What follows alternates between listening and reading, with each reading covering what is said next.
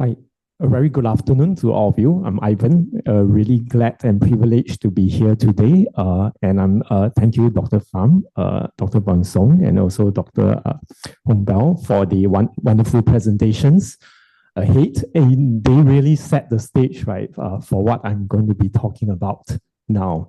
And I really appreciate the very excellent analogies, even though I couldn't understand Vietnamese, but I really like the Little Red Riding Hood analogy, and somehow it's to do with hemoglobin is red, right? So it's really excellent. I see the excellence and the brilliance of the Vietnamese medical community. Yep. So when we talk about hemoglobin A1c, right, it is not a new diagnostic concept, right? So and it's very common. All of us are aware of it when we do our diabetes testing. The medical community has been doing this for many years. However, right, it doesn't mean that problems will not happen. In fact, most recently, beyond the expectation, right, was a situation that happened in the United Kingdom, whereby 55,000 patient samples actually required a rerun. Okay, so the problem was actually a HbA1c platform that displayed some potential positive bias in the results. And what were the implications of such a problem? You know, even if there was, so the story that's shown on the screen, right, is actually about a patient who actually was diagnosed to be diabetic, but she was totally healthy, right? And the doctors actually gave her the highest dosage of metformin. And as a result, right, not just that she had to go through the inconvenient consultation process, she also had to suffer the side effects of the high dosage. And you could imagine, given a high dosage, it probably meant how much higher, right, the A1c results was given to her, which was incorrect.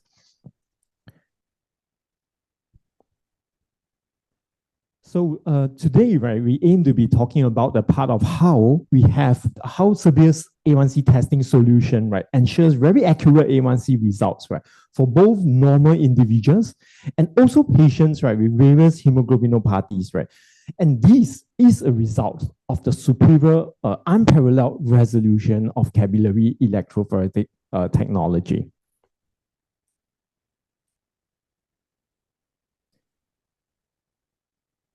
Okay, so to understand capillary electrophoresis, right, it's important to know that the main part of why capillary electrophoresis can do the wonder that it does, right, is because of this very fine capillary.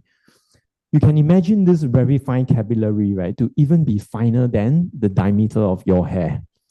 Okay, so in this silica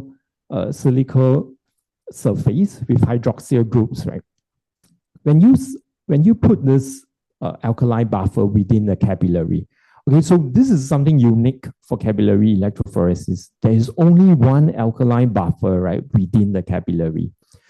Let's say we were to compare this with capillary with HbA1c. HbA1c would be a column, right, a much larger column, and there are also multiple buffer conditions to be created, right, and to run through the column for illusion. Okay, so all this doesn't happen in capillary electrophoresis. So we greatly reduce that complexity of the buffer environment, and we also greatly reduce the errors that could happen as a result, right? So, the surface will be losing the protons because of the alkali buffer very consistently because there's only one buffer. And all the surface negative charge will then draw the positive ions that are present in the buffer onto it. Okay, so these positively charged ions, right, you can imagine them to function like the travelator tracks that you see. Okay, so the travelator tracks will be solely responsible, right, for transporting people across it. You can imagine the people to also be like your proteins. So when your proteins are being injected into the capillaries, they will, yep, and then the detection will be at the cathodic site, right? The proteins will also be exposed to the same alkali buffer, and therefore they will also lose their protons to become negatively charged. Of course, the different proteins will have different negative charge, right? and that will affect how they differently migrate in the capillary. And also importantly, when you turn on the electric field, which moves from the negative cathode, the flow electrons, to the positive anode, two forces are created in the process. Of course, the movement of the electrons will be the electric field force. But the electric field force is a much smaller force compared to the electroendoosmotic flow force. So you can imagine that if there are two forces that are in opposite directions, they will be pulling apart, right, and separating your proteins, right, with more resolution. Okay, so as a result, right, that's how, right, you achieve superior high resolution, right, with capillary electrophoresis. So here's the example of the proteins moving through the capillary. You can see that the more negatively charged proteins are held back by the positive anode. Eventually, right, all proteins will still migrate to this side of the capillary. It's just about whether they migrate faster or slower, right, depending on their charge within the capillary. Okay.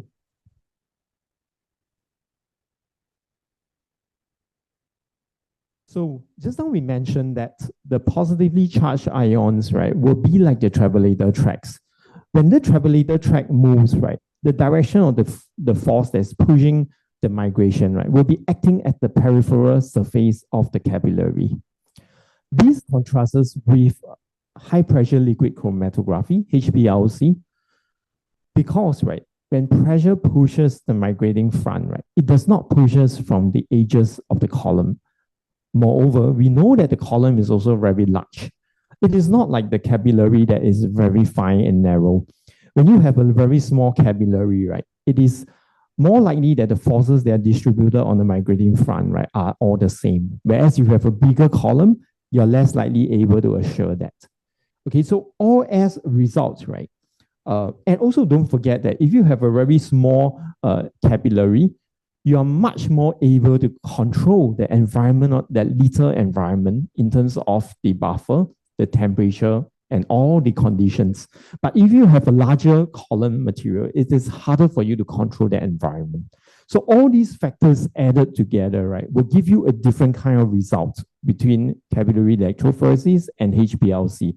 So now let's look at the very same sample, right, of hemoglobin S sickle cell. In CE, right, you could see that all the fractions are being separated clearly apart because the migration has what we call a flat flow profile. However, under high pressure liquid chromatographic conditions, right, it will lead to a bending in the migration front. We call this bend, which is a curve, a parabolic flow profile. And if you look at all the fractions, hemoglobin fractions in HbA1c, right, they are all overlapped and sticking together. I think just now one of the key opinion leaders shared on HbA1c results as well. So that is why the fractions cannot be separated and the resolution is not as superior as capillary electrophoresis.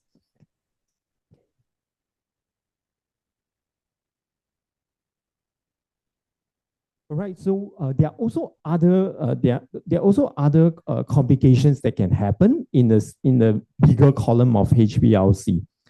So there's this thing called longitudinal diffusion.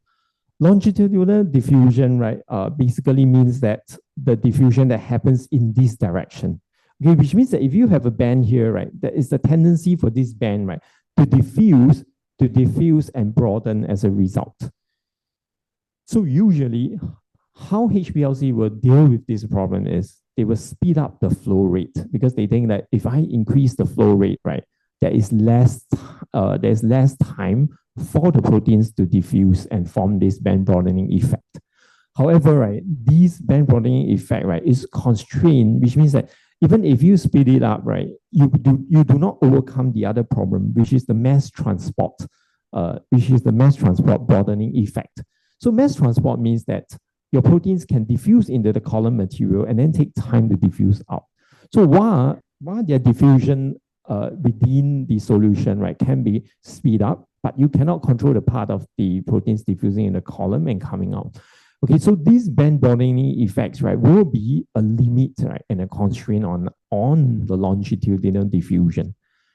There is also another phenomenon called the eddy diffusion. It means that when the proteins are moving through the column, right, they are not so different from people also. Like if you are moving through a park, you can choose to take your time to walk through the park.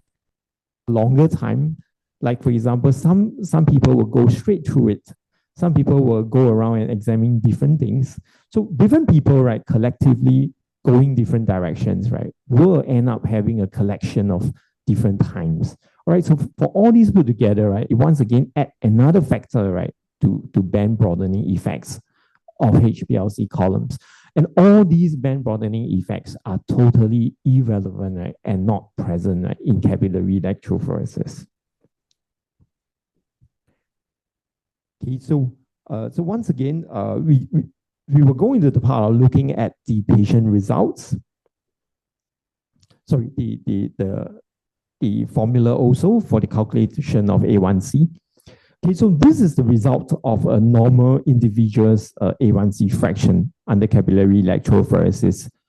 The two most important thing will be these two fractions, the key fractions, which is hemoglobin A0. And by hemoglobin A0, we refer to the hemoglobin A that does not have any variant type of mutation. Right? And then the other important fraction will be the glycated A1C fraction, which is the glycated form of the hemoglobin A0. Right, so because capillary electrophoresis is able to separate these two fractions perfectly, right, without any overlap, right? Therefore, right, the logical calculation of A1C will definitely be taking this fraction, right, divided by the combined sum of A1C and the A0 fraction. And as a result, right, because of our clear separation and our ability to use this formula, right, you can also see that it is the exact same formula, right, that is used for the IFCC's reference A1C method, which is not possibly used in every lab, but they are the so-called the benchmark target. All right, so we can achieve this formula, right, because of the superior resolution. And of course, right, no other A1C testing methods, right, are able, right, to claim to this formula because they are not able, right, they could possibly extrapolate, standardize their results, but they're not able, right, to achieve this part of getting a formula that is logically, right, the exact right formula to calculate A1C. Okay, so yeah, so okay, so also importantly that to comply with the high international standards and stringent quality requirements, Serbia's A1C testing also undergoes annual NGSB and IFCC certification. Okay, the most basic ones. In terms of CAP accreditation, I want to draw your attention to the part that Serbia's A1C testing actually has very excellent precision. You could see that the precision range, right, will be 0.9 to 1.4%. And even on the higher end of 1.4%, right, it still falls a percentage more short as compared to the higher end of the CVs, right, for other testing methods. And in terms of our bias, right, it's even to the level of a near zero bias. Okay.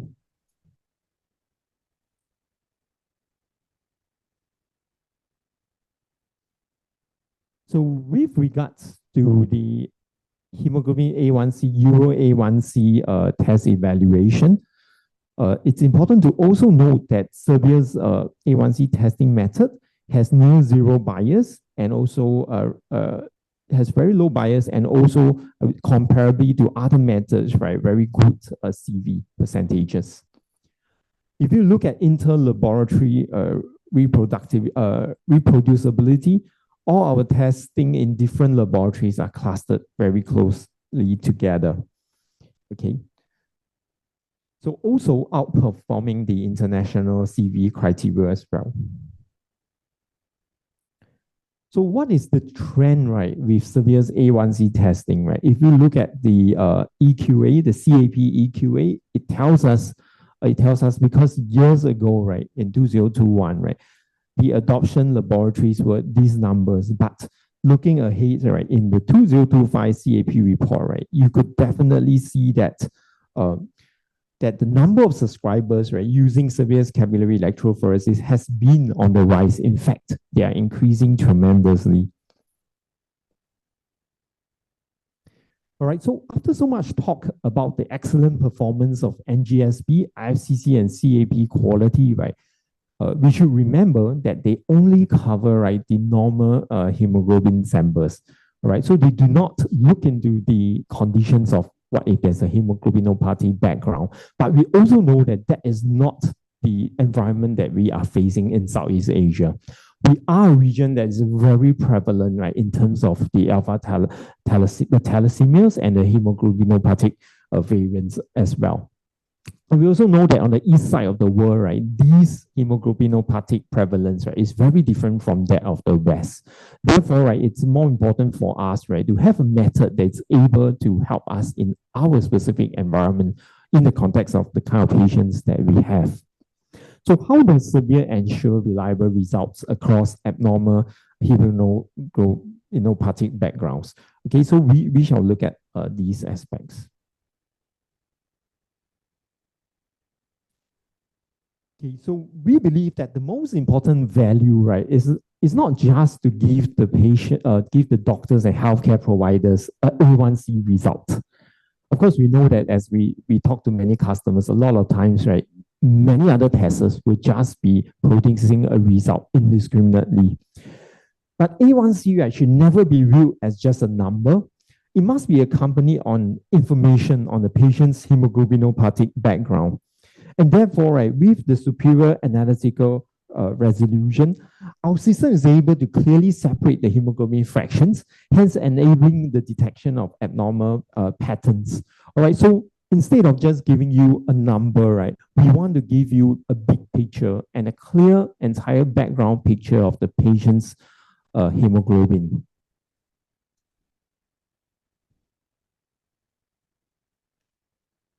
So with this comprehensive solution, Serbia's system, right, will meet all the stringent requirements for A1C testings, both in cases of the two categories, the clinically significant and clinically insignificant hemoglobin abnormalities. Okay, so we will be looking at the clinically significant entity first.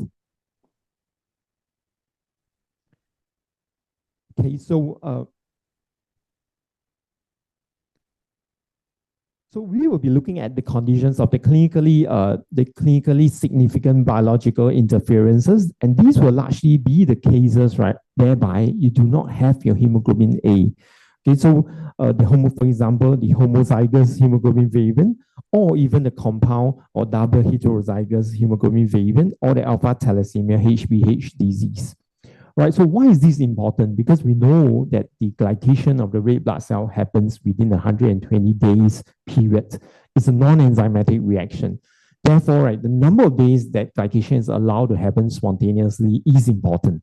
But in any form of disease, homozygous, double heterozygous, all these examples, right, for sure, right, the red blood cells do not have 120 days of glycation.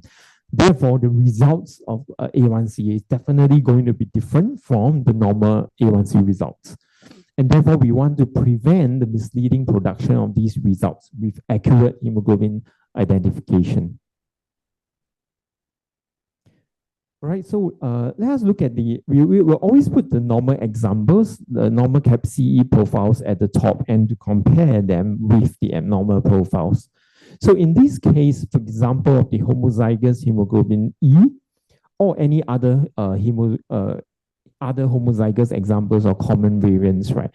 It is just very clear that no hemoglobin A is being produced as a result. And therefore, right, there isn't any A1C production. Okay, and because this is an abnormal CE profile, the system will also tag it with a purple color trace and also the alerts to inform you about this abnormality. So if you're looking at many results, right, you are able to identify the purple traced results, right, as your abnormal results. And you can also see, right, that in this situation, right, the hemoglobin A1C results are not given to you because it will not be a reliable result. Okay.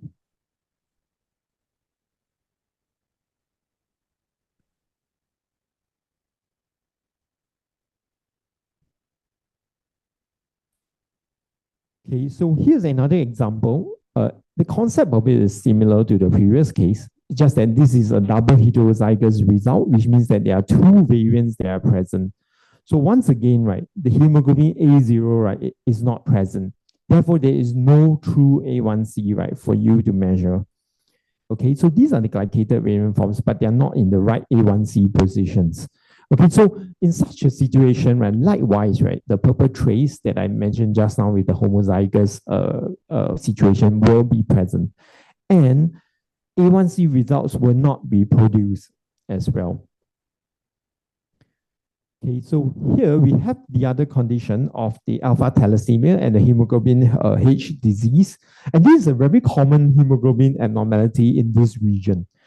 Okay, so Severe's capillary electrophoresis clearly detects hemoglobin H, right, through the presence of hemoglobin buds, HbH, along also importantly, right, with a decrease in hemoglobin A2 values. Okay, so far, right, we are also one of the few methods that are able to separate the A2 fraction properly and quantify it. Right, so since hemoglobin H is a condition that causes very significant biological interference, right, we should not be reporting the A1C results.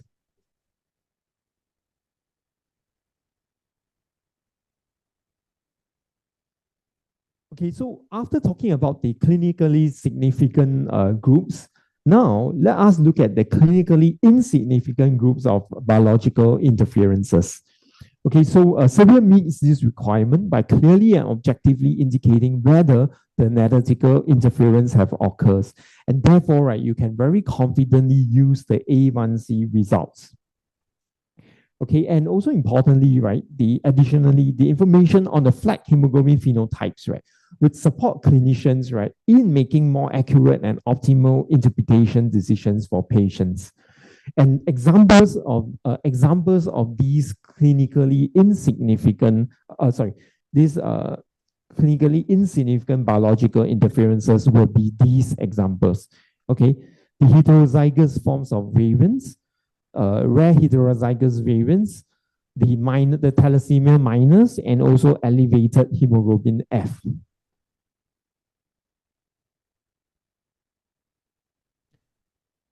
So now let's look at the principle of analytical interference. So just now we mentioned that in the capillary electrophoresis results, right, two fractions of the greatest importance would be your hemoglobin A and the A1C fraction. And we also understood that because of the superior resolution separation of these two fractions, we are able to use the IFCC formula also as our calculation. It is also possible that if you have a heterozygous variant situation, is clinically insignificant, but in terms of analytical interference, we are safe to say, right, there is no analytical interference because the variant form of hemoglobin A is well separated, and likewise the glycated portions. So you are still able to utilize the IFCC formula, right, to calculate your results because of the full separation between that. Just that you might want to be mindful of these results also, because the 120 days of glycation is once again different. Okay, so but at least you have the background information of the patient clearly. So how about the situations? How about different situations of analytical interferences? Okay, so in this case, in figure C, right, you could see that because these two fractions are important, but here the hemoglobin A1C fraction is being there's a co-migration with the variant fraction, and of course, this variant fraction is a very large fraction. So definitely, right, you are going to have a gross overestimation of A1C percentages. Okay. However, if you look at another situation of overestimation, this is not as big an overestimation, but still is significant. That is a co-migration, right, of the A1C fraction with the glycated mutant fraction, right? So this becomes a higher A1C value because you have now a bigger fraction here that looks like the actual A1C divided by the hemoglobin A fraction. Okay, so here are very small changes, but if you are able to provide a clear picture of the migration, right, it will help you explain the problems if your results do not look reasonable. Here's another situation of analytical interference, which is the mutant form, the variant form of the fraction co-migrates with hemoglobin A. And therefore, right, the A1C fraction divided by this much larger fraction will be an underestimation. Okay, so all these are examples of analytical interferences. So now let us look at the clinically insignificant biological interferences. Once again, replace the normal profiles above and compare them with these situations. So, of course, one very common would be the hemoglobin E heterozygous, and hemoglobin E is definitely very prevalent in this side of the world, in Vietnam as well. We could, in fact, all the common variants are actually well separated from hemoglobin A0. Okay, so you do not have to worry about the analytical interference. Just that there is no analytical interference in this case. However, right, the atypical profile is still shown because of hemoglobin E. That's why the sample will have a purple trace. And sometimes hemoglobin E can also have a thalassemia effect affecting the hemoglobin A2 changes also.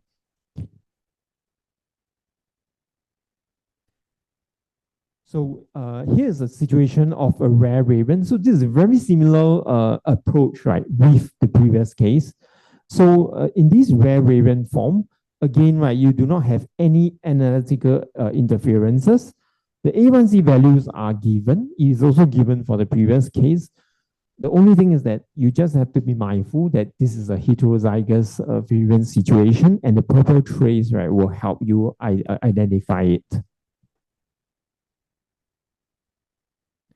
So now it's a situation of a rare variant of hemoglobin hope, but hemoglobin hope actually overlaps in its migration with hemoglobin A0.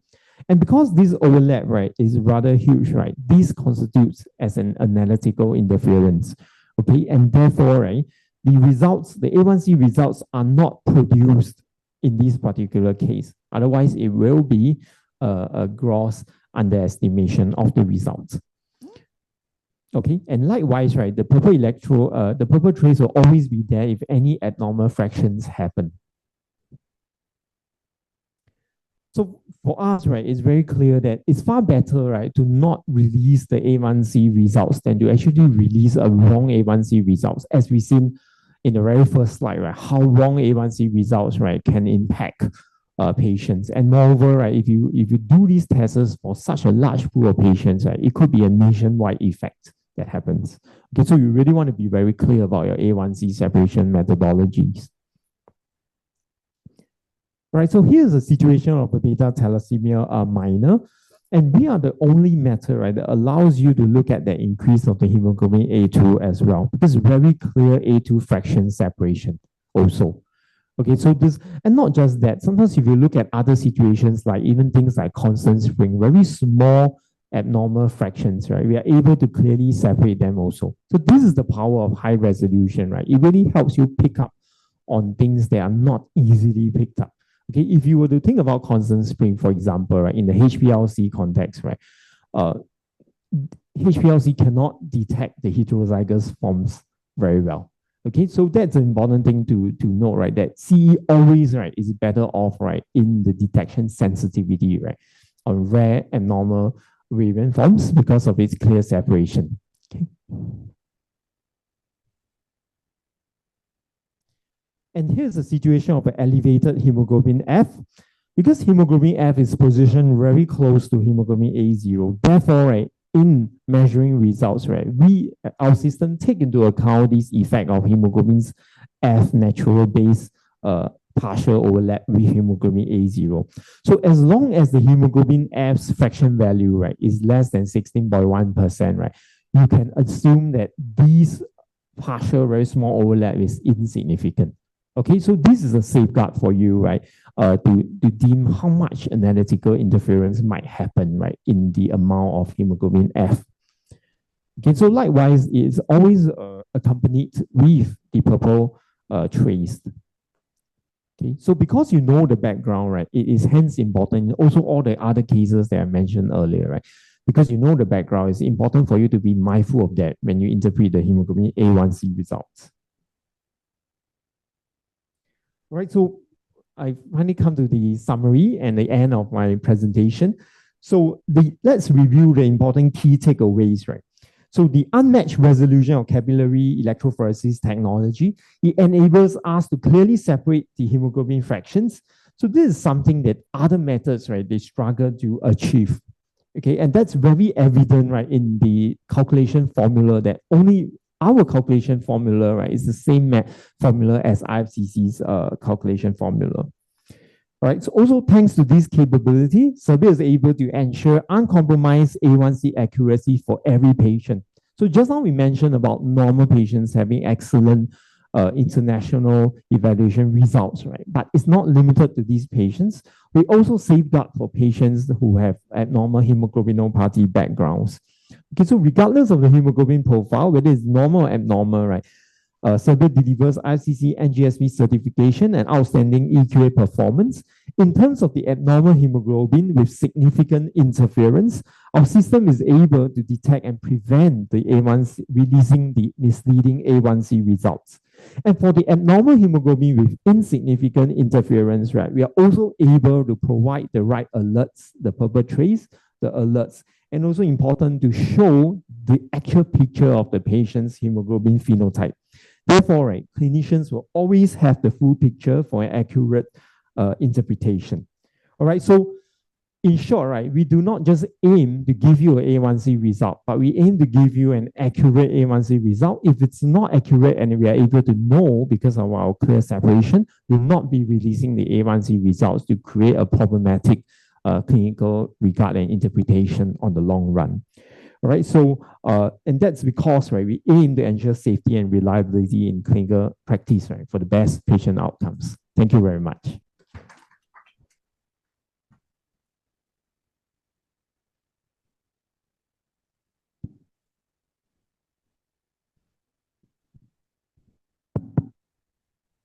So thank you for your relevant explanation, Dr. Lam, and this helps us to understand better the tools we use in diagnosis and follow-up of patient. Chúng ta đã hoàn tất phần trình bày. Bây giờ qua phần câu hỏi, thảo luận Q&A. Chúng tôi xin trân trọng kính mời giáo sư Quỳnh Nghĩa, tiến sĩ Băng Xương, bác sĩ Bảo. We invite, this is the Q&A session. We invite Dr. Lam for this session and answer to the question, if any, from our audience. Do ban tổ chức báo tôi biết là chúng ta bị trái dấu án quá nặng rồi, trái dấu án rồi, thành ra chúng ta chỉ còn có 10 phút để thảo luận. Do vậy chúng tôi có một số câu hỏi đã đưa chuẩn bị sẵn trước, đặc biệt là câu hỏi dành cho tiến sĩ Băng Xương, thành ra là về hemoglobin H của anh đó, thành ra là tập trung focus cho một số câu hỏi của ấy. Có một câu hỏi phải nhờ tiến sĩ Nghĩa trả lời. Rồi xin mời lên. Đầu tiên hết là xin mời tiến sĩ Băng Xương sẽ trả lời các câu hỏi liên quan đến nội dung của mình.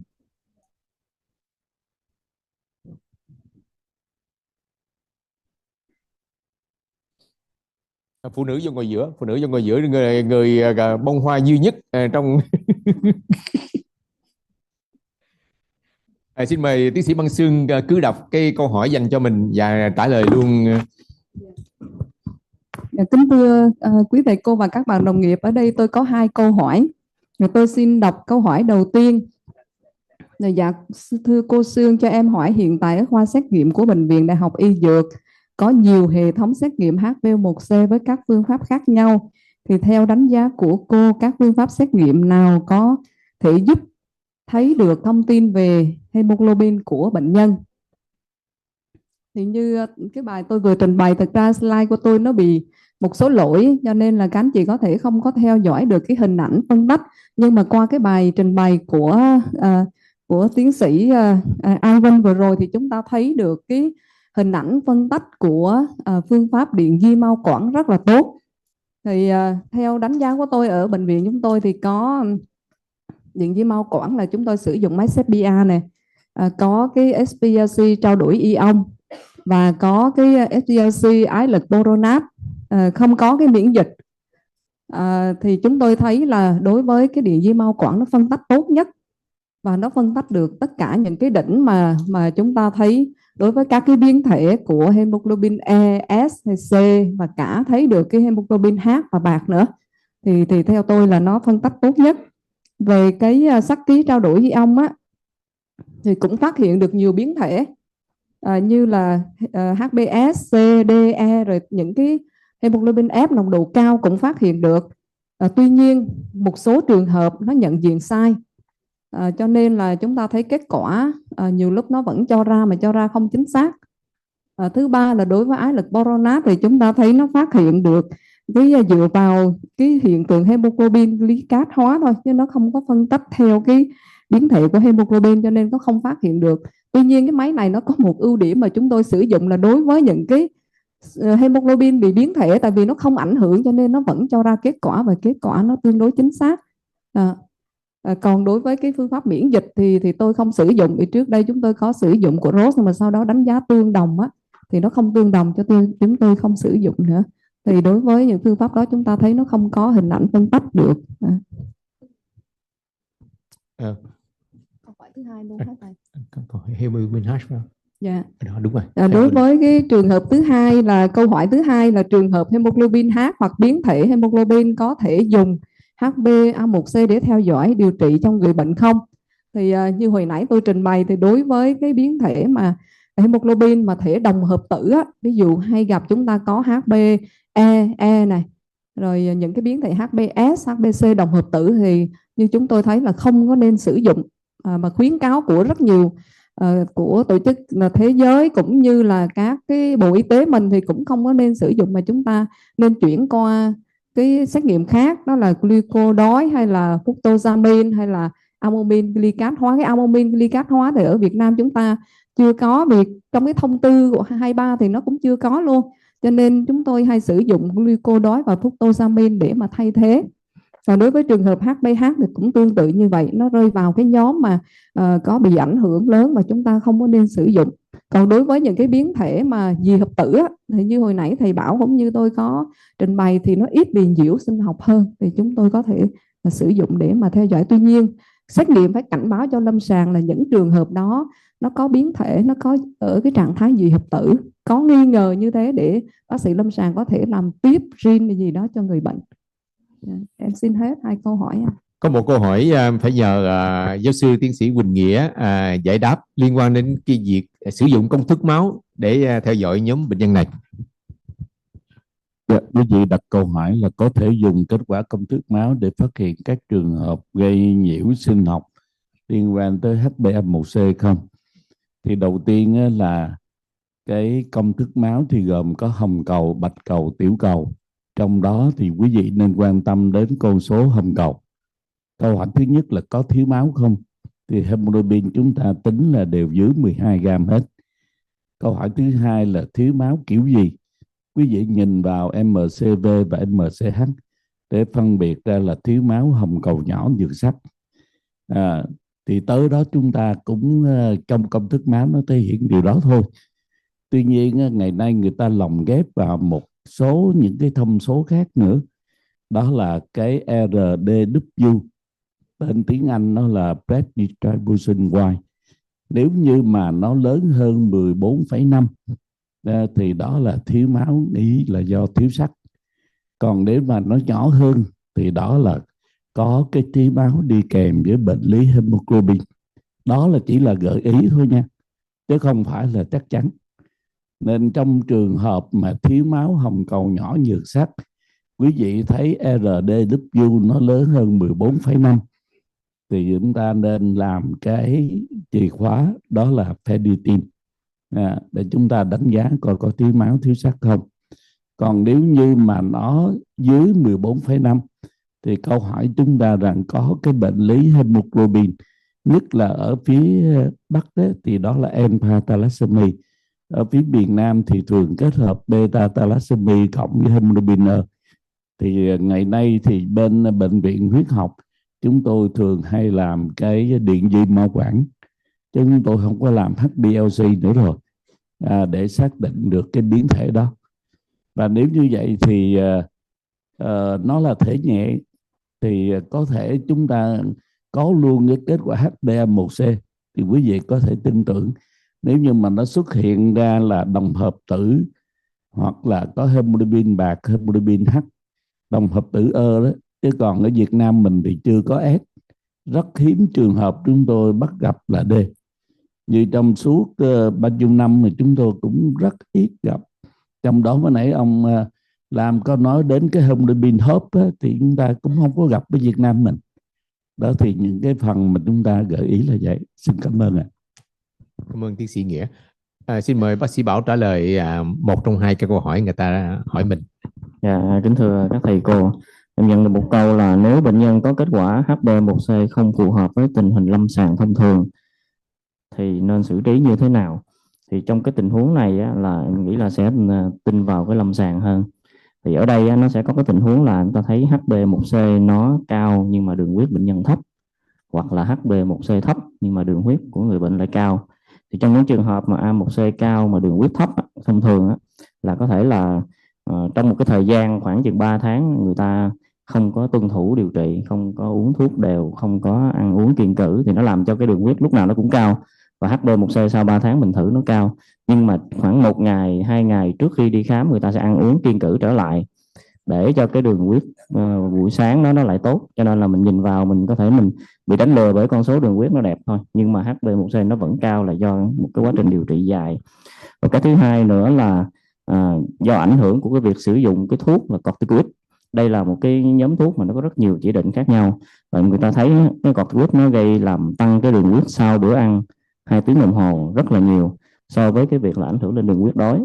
Các bạn, như mình thử cái đường huyết đói 8 giờ đồng hồ thấy nó rất là bình thường, nhưng mà vì bệnh nhân dùng corticoid nó làm cho cái đường huyết sau ăn nó cao và nó ảnh hưởng tới HbA1c cũng cao luôn. Cái tình huống thứ hai là HbA1c thì rất thấp, rất đẹp, nhưng mà đường huyết nó cao thì một là người ta quên nhịn ăn trước khi làm xét nghiệm. Cho nên là trong cái mùa trung thu vừa qua thì tôi thấy những cái người mà ta ăn bánh nhiều thì có thể là trong cái thời gian dài thì đường nó kiểm soát tốt, nhưng chỉ 1-2 ngày trước khi tới khám là nó làm đường huyết đói nó tăng lên. Cái thứ hai là do một số nơi ở những cái phòng khám bảo hiểm y tế đã từng gặp là người ta sẽ cố tình người ta uống nước ngọt hay là người ta ăn bánh kẹo gì đó cho cái đường huyết người ta tăng lên, để được bác sĩ kê đơn thuốc nhiều hơn với cái liều cao hơn, rồi sau đó bệnh nhân về đó người ta đem thuốc đó người ta bán ra ngoài để người ta lấy cái phần lời trên lệch đó. Cái chuyện đó là ở Việt Nam mình nó đã một số bệnh viện đã thấy rồi, đó là muốn trục lợi từ bảo hiểm y tế thôi, cho nên này thì nó không phải là chính thống. Như vậy thì trên tình huống này mình xử trí như thế nào? Mình phải tìm hiểu lại cái chế độ ăn uống sinh hoạt và xem nó có giải thích được cái sự chênh lệch HbA1c và đường huyết hay không. Chúng ta xem những cái yếu tố gây nhiễu, đặc biệt là bệnh lý HB, rồi những cái tình trạng đi kèm như là suy thận mạng, hay là bệnh nhân có bị tán huyết, có bị thiếu sắt, vân vân. Và nếu như xác định có yếu tố gây nhiễu mà nó đáng kể đó thì chúng ta không dùng HbA1c nữa mà hãy chuyển qua phương pháp khác, chẳng hạn như là fructosamine. Xin hết. Câu hỏi dành cho tiến sĩ Ivan Lam. A question for Dr. Ivan Lam. For you. Kết quả điện di hemoglobin A1c trên capillary bar Tera cho kết quả hemoglobin A1c hơn 15%. Nhưng trên máy cái đỉnh của A1c không có xuất hiện trên máy, trên cái kết quả electropherogram. Vậy kết quả này mình có trả kết quả này cho lâm sàng được không? Giờ mình phải ghi cái ghi chú gì cho lâm sàng về tình huống này?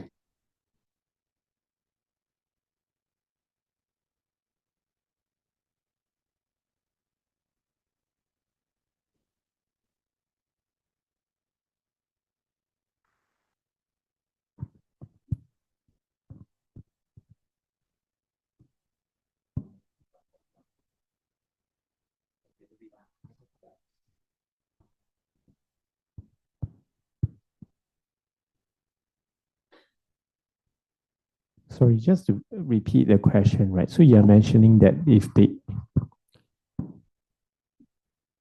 if the A1C fraction is not shown. Nói ông là tôi sẽ dịch trực tiếp cho ông. Please remove the headphone. The result of capillary electrophoresis by capillary tree, Okay. yeah, Terra, gave the hemoglobin A1C more than 15%. 15, okay. But on the electropherogram, there is not the spike of hemoglobin A1C. Yeah. So, do we report this result to the clinical department? And what can we notice for the clinical department about this event? Okay. First of all, I would say 15% is a very high, more than 15% is a very high result, right? So based on the guidance that's given is that if for these seriously high results, right, it's important for us to retest them. So, and moreover, you did not observe any A1C fraction. So I'll definitely advise you not to, I advise you to take caution with this result, right? If there's a need to actually repeat it or see if there's any confounding reasons why you have this. Yeah, I wouldn't advise you to report it. Yeah. Yeah. Repeat. I think that you take and check blood again. Yeah. Mình còn thì giờ không quý anh chị, mình còn thì giờ không? Mình còn giờ không? Mình còn bao nhiêu phút được? Rồi. Tôi cũng xin chia sẻ cái trường hợp mà câu của tiến sĩ Bảo là trong trường hợp mà nó không có tương thích giữa glucose máu với là HbA1c như thế nào, thì thật sự như chúng ta thấy là cái biến thể hemoglobin E ở Việt Nam chúng ta nhiều lắm, cho nên lab chúng tôi cũng gặp rất là nhiều. Cho nên chúng tôi có một cái cách mà tôi nghĩ là có thể áp dụng, các lab có thể áp dụng là từ glucose chúng ta có một cái công thức để mà dự đoán cái HbA1c. Thì nếu mà nó chênh lệch 2 á, ví dụ như từ glucose máu chúng tôi tính HbA1c bệnh nhân này phải là 8, nhưng mà trên kết quả người ta cho 6 hoặc 5 chấm mấy thôi, thì chúng tôi sẽ cảnh báo, sẽ làm lại kỹ với bệnh nhân đó, hoặc là chạy qua một cái phương pháp khác. Rồi đó là cái cách mà rất là hay, cũng có thỉnh thoảng cũng có gặp á, thì các anh chị có thể áp dụng bằng cách là suy ngược trở lại. Đó. Mặc dù nó không chính xác lắm, nhưng mà trong IFCC hay là trong cái của cái hóa sinh lâm sàng Mỹ cũng có khuyến cáo như thế. Rồi chúng ta đã hoàn tất một cách dễ dàng cái session thứ 2 về hemoglobin A1c chiều nay. Chúng tôi thấy các anh chị còn đầy đủ thì rất là cảm ơn sự kiên nhẫn tha thứ của quý anh chị đã theo dõi cái buổi nói chuyện chiều nay. Tổng kết lại là bác sĩ Bảo đã nêu về khía cạnh lâm sàng để mình hiểu cái kết quả hemoglobin A1c đó để áp dụng cho bệnh nhân mình ra sao. Tiến sĩ Băng Xương nêu về so sánh các kỹ thuật khác nhau để biện giải cho cái kết quả hemoglobin A1c mà chỉ có thể các anh chị có thể cầm về được. Tuy vì bệnh viện của chúng ta không phải được trang bị máy hoàn toàn giống nhau. Và như vậy thì mình phải hiểu cái ưu điểm và cái nhược điểm của từng kỹ thuật xét nghiệm, đi từ điện di capillary mao quản cho tới HbA1c, cho tới kỹ thuật enzyme vân vân, trong đó có kỹ thuật immuno mà chúng ta ít khi xài. Và như vậy thì mình hiểu các cái hạn chế, các ưu điểm của kết quả mình cầm về để mình áp dụng cho bệnh nhân của mình.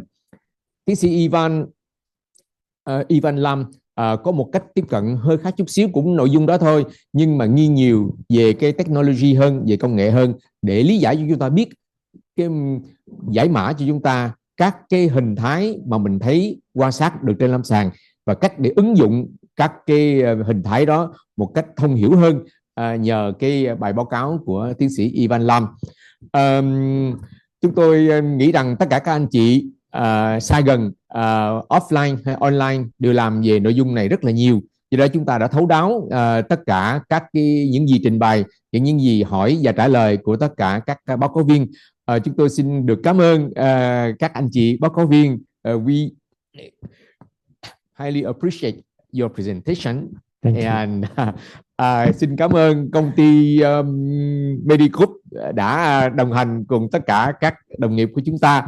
We highly appreciate the participation contribution of Medicgroup for helping us to better understand your products. Wow. Rồi bây giờ xin nhường lại cái điều khiển chương trình cho ban tổ chức. Dạ, xin cảm ơn quý anh chị. Kính thưa quý vị đại biểu, phần chia sẻ vừa rồi cũng đã khép lại nội dung cuối cùng của hội thảo khoa học xét nghiệm đông máu và HbA1c. Kết quả có thực sự phản ánh đúng tình trạng lâm sàng. Hy vọng rằng những thông tin được chia sẻ từ chương trình hôm nay sẽ phần nào giúp cho quý vị tiếp tục phát huy tốt hơn nữa trong hành trình cũng như là sứ mệnh chăm sóc sức khỏe cho người bệnh. Và sau đây, trước khi chương trình khép lại, xin kính mời ban tổ chức cùng chủ tọa và các báo cáo viên cùng lên sân khấu để chụp hình và trao hoa lưu niệm.